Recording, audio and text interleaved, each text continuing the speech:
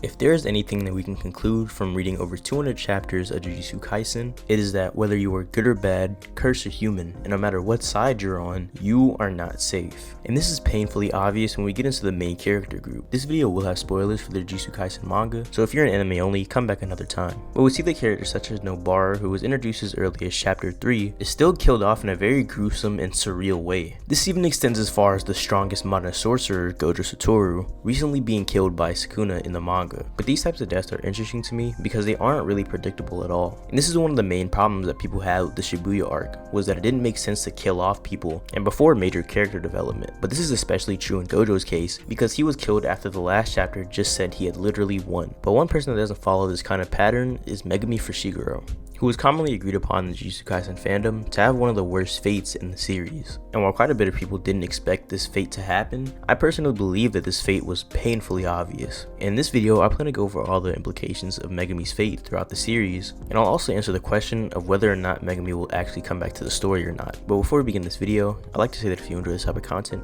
make sure to like the video and subscribe to my channel, since I do make JJK content. Now to begin, one thing that's always outlined about Megumi is his potential to be a strong sorcerer. Now to get into this, we first have to quickly go over his master, Gojo Satoru. After the events of the hidden inventory, Gojo gained the title of the strongest sorcerer in exchange for losing his best friend. This led to him having a sort of barrier between him and every other living thing on the planet, as no one could connect to him due to his title. So he came up with the goal to create a strong and independent group of individuals so that no one would feel the loneliness that he's feeling currently as the strongest. This led to him picking up multiple students such as Yuji, Yuta, Hikari, and even Megumi, with him even implying that he believes that Megumi can reach the same level as he's at due to the fact that once long ago, a user of the Six Eyes and the Limitless, which is Gojo's ability, and a user of the Ten Shadows technique, which is Megumi's ability, killed each other in a fight, which would imply they're around the same level. But this could be put into question due to things like Maharaga and Megumi believing that the Ten Shadows technique user probably just did a pseudo suicide attack to kill the Limitless user.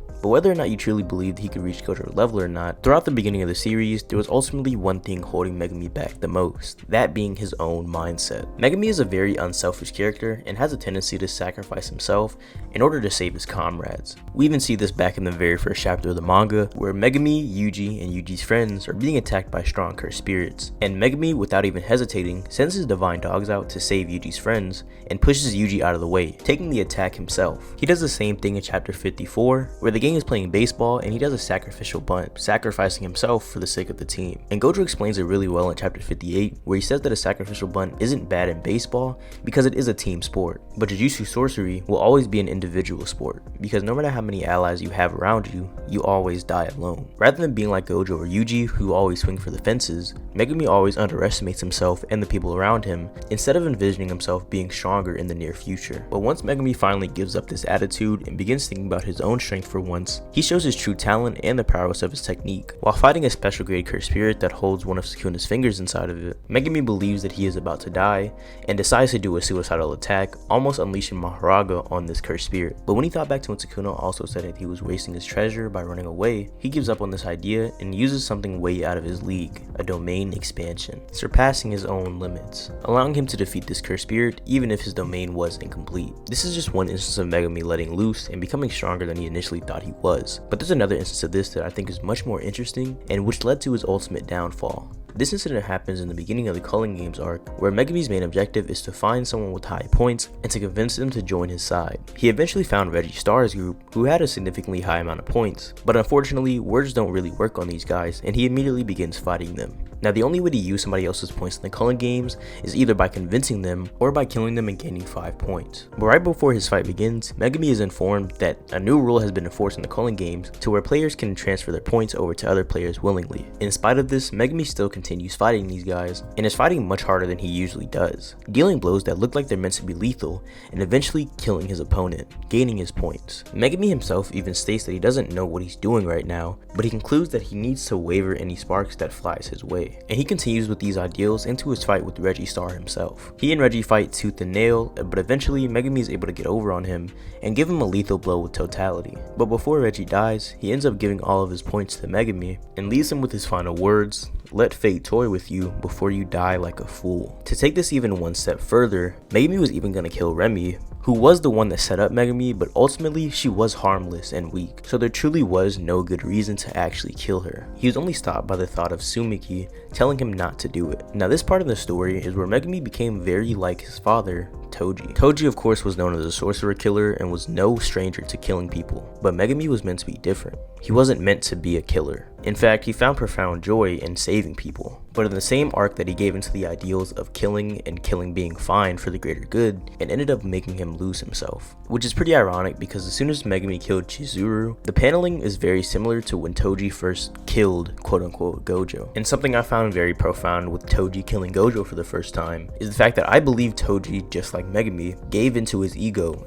in this moment, because rather than killing him like a normal assassin, Toji goes full primal mode. He begins slashing him all over and only ends it with a stab to the head with a normal knife, not even a cursed tool, which shows the idea of proving that even someone like the strongest sorcerer or someone who's known as one of the strongest isn't on his level, and proving that Jujutsu sorcery means nothing. And when Megumi deviated from his true self, he ended up also losing everything that he cared about. And it pretty much led to the reason we're in the predicament that we're in right now. Now this part of Megumi's story and fate isn't as obvious as what I'm about to go over now, which is his fate with Sukuna himself. Now we know that when Sukuna first fought Megumi, he always saw the talent that he held. And this is what led him to making the binding vow to revive Yuji in exchange for 1 free minute in Yuji's body without hurting or killing anyone. And it's also stated that the only person that Sukuna cares about other than himself is Megumi. His connection with Megumi is even supposed to be a duality of Yuji's connection with Mahito. One thing that very much confirms this is that there's actually a chapter cover where Megumi is being held by Sukuna and Yuji is of course being held by his mortal enemy, Mahito. And to make this even more interesting,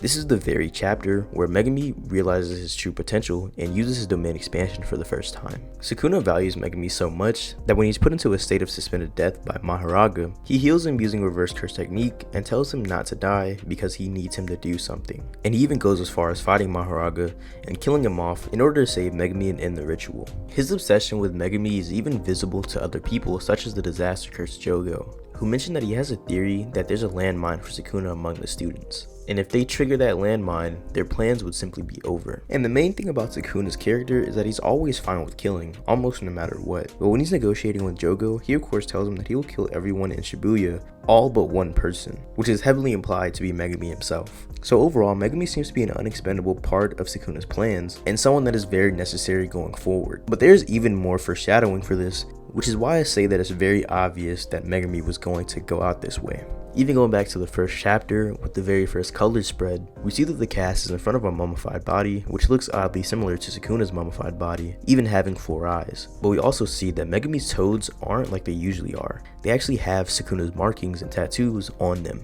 So Megumi and Sukuna since chapter 1 were implied to be heavily linked by fate itself. But one more thing I'd like to go over is whether or not Megumi will actually make a return to the series, as currently he has no control over his body and Sukuna has full control and is wreaking havoc on Shinjuku.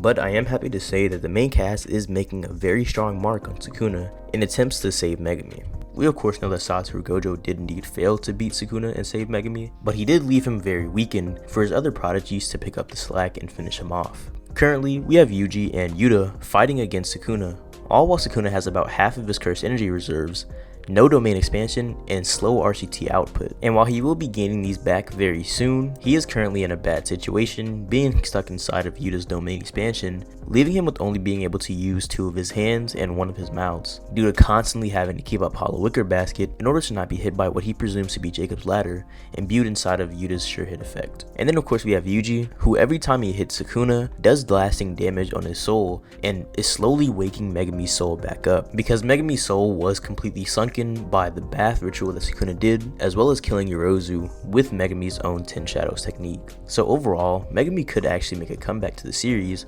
if Yuta and Yuji are able to beat Sukuna and wake Megumi's soul back up. But this is a pretty big if, because Sukuna is still a monster even with only half of his cursed energy left, so Yuji and Yuta do have the work cut out for them.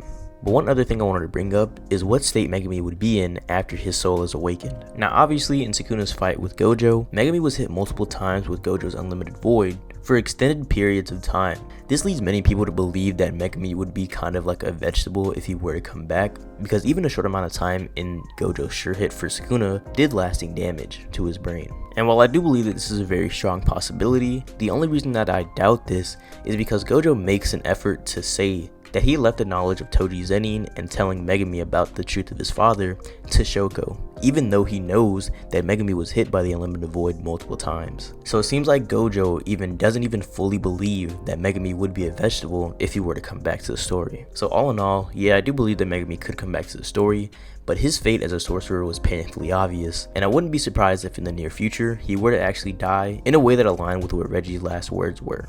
Because as we know, final words are very strong curses. But that's all I have for today. If you enjoyed the video, make sure to like the video and subscribe to my channel, and look out for more Jujutsu Kaisen content in the future. But yeah, goodbye.